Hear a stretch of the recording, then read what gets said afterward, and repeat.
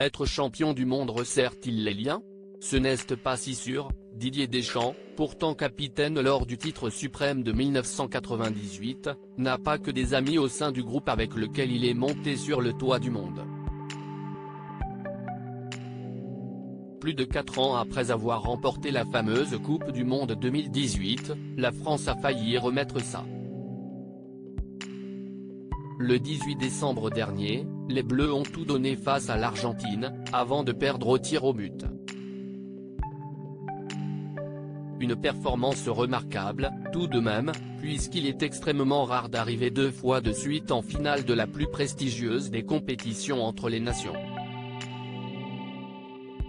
Ravi de la performance, Noël Le Graët, qui était encore le président de la FFF avant que les affaires ne lui tombent sur la tête, a prolongé le contrat de Didier Deschamps, le sélectionneur des Bleus depuis 2012. Un choix qui a déplu à certains anciens joueurs, comme Christophe Dugarry. Je ne cache pas que je préférerais que ce soit Zizou, j'ai envie de voir autre chose.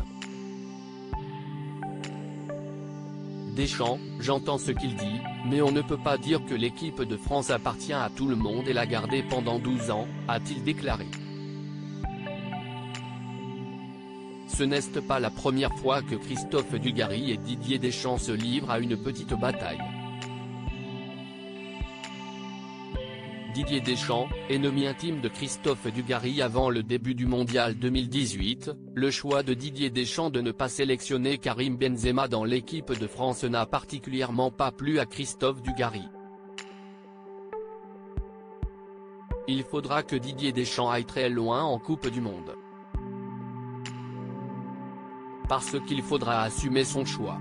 Parce qu'on prend en otage l'équipe de France et c'est peut-être au détriment de l'intérêt collectif, a déclaré l'ancien footballeur sur les ondes de RMC Sport. Un discours qui n'a pas plu à l'intéresser. Dugarry ose dire que je prends la France en otage. Cela dépasse l'entendement. Il dit ce qu'il veut, il a son émission radio.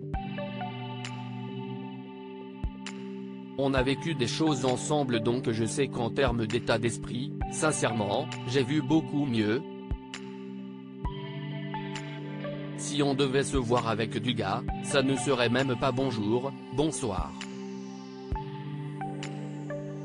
Chacun sa route, chacun son chemin. C'est clair, a-t-il rétorqué dans les colonnes du Parisien. Néanmoins, si cette brouille avait pu s'arrêter là, elle aurait également pu se régler devant les tribunaux puisque quelques jours après ces échanges, Didier Deschamps aurait réfléchi à attaquer son ancien coéquipier en justice. Chose qui, après réflexion, ne s'est jamais faite.